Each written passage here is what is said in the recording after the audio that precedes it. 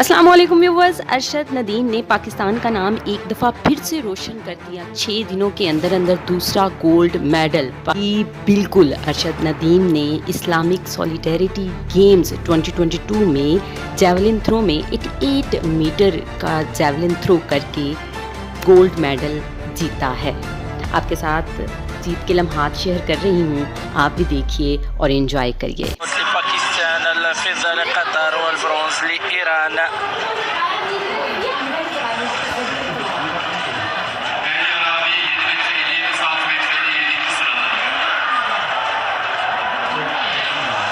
أبرز لحظات السباق أول تحول إلى تتويج آخر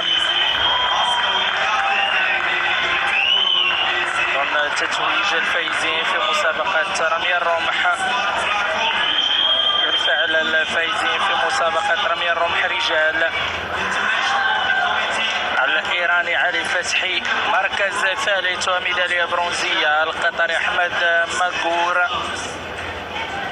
ميدالية فضية، الميدالية الذهبية للباكستاني أرشاد نديم.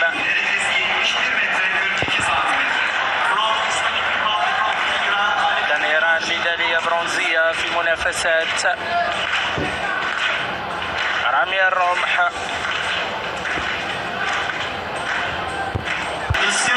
باكستان ميدالية ذهبية عبر رشيد نديم.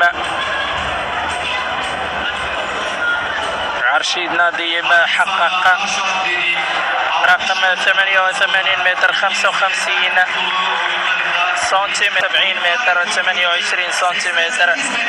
الإيراني حقق رقم 71 متر 42 سنتيمتر.